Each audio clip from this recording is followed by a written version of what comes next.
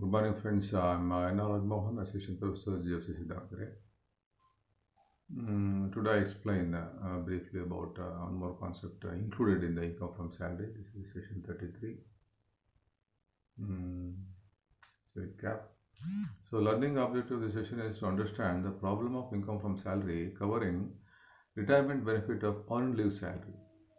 So, you know that there are so many retirement benefits. Okay.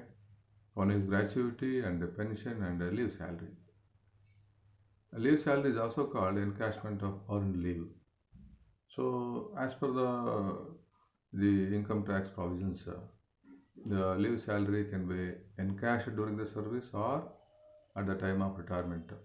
So, if the leave salary received during the service from the employer by the employee, it is fully taxable whether it is a government employee or non-government employee.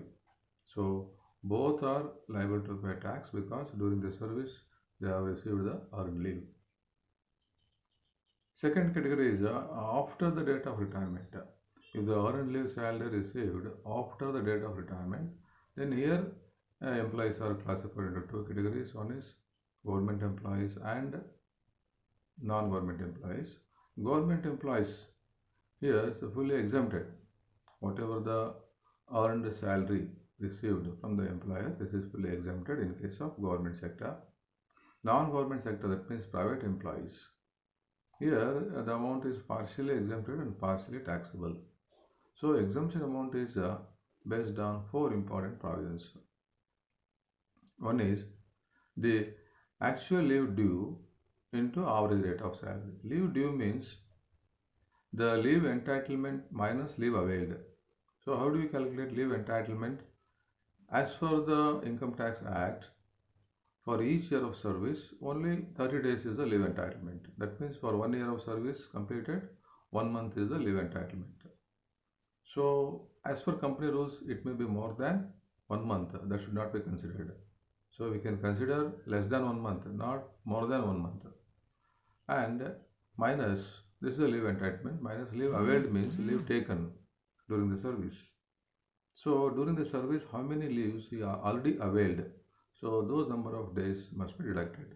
So, leave due equals leave entitlement for each year of service. Here, any fraction of the year is ignored, even though it's more than 6 months, it has to be ignored.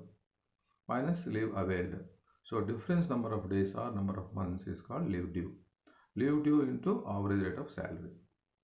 Average rate of salary calculated, again 10 months is the basis for this. 10 months salary divided by 10, we get the average salary.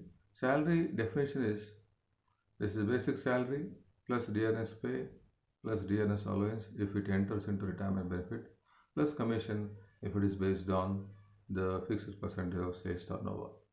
This is a definition of salary. And the second rule is 10 months average salary. 10 months is prescribed by the Act. 10 months average salary. And number 3 is again actual leave salary received from the employer after the date of retirement. And the fourth is the maximum rupees 3 lakh is the limit fixed by the government. So least among these four provisions is exempted and excess will be taxable. Excess means actual leave salary received minus exempted leave salary. The difference amount will be taxable in the hands of private employee.